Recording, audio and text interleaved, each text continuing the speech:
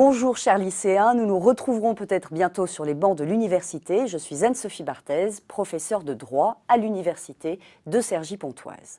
Je suis ravie de vous rencontrer aujourd'hui parce que j'ai envie de vous délivrer 2-3 conseils pour que vous puissiez vous emparer de cette vie universitaire qui vous attend peut-être. Ces 2-3 conseils se résument en 3 mots: autonomie, rigueur, curiosité, qui me paraissent être les 3 mots-clés pour réussir à l'université. Autonomie tout d'abord. Vous le savez, vous allez être plongé dans le grand bain de l'université.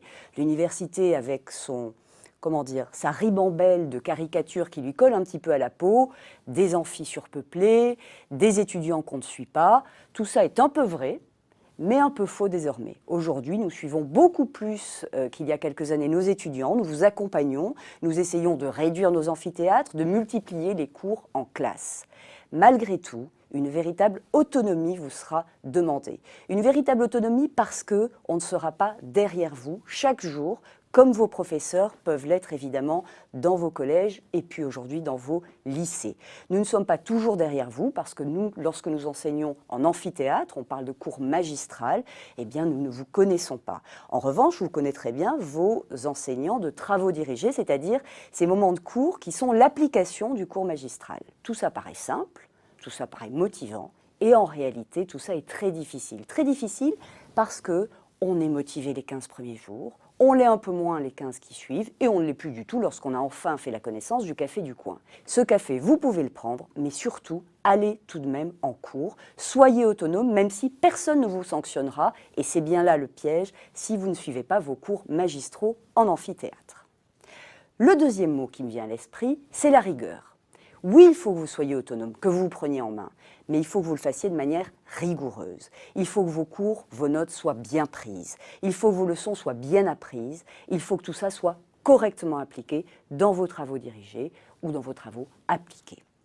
Alors cette rigueur, elle est fondamentale. Elle est fondamentale pour ne pas vous éparpiller.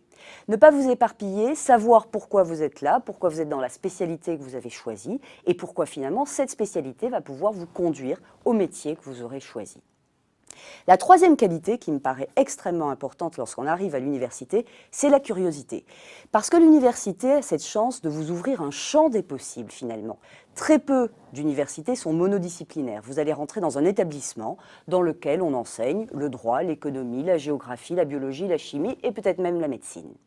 Et bien justement, profitez de ce champ du possible, des possibles, pour aller voir ailleurs, pour utiliser toutes les passerelles qui vous permettent de voir ce qui se passe dans l'amphi voisin, pour utiliser tous ces petits espaces de liberté, qu'on appelle finalement des options, pour voir encore une fois ce qui se passe ailleurs, ce qui peut enrichir votre parcours au regard de l'objectif professionnel que vous vous serez fixé. C'est un champ des possibles que vous pouvez explorer, qui n'est pas enfermant, et c'est une chance lorsque vous êtes à l'université. En tout cas, je serai ravie, si nous nous retrouvons l'année prochaine, de vous accueillir sur les bancs de l'université.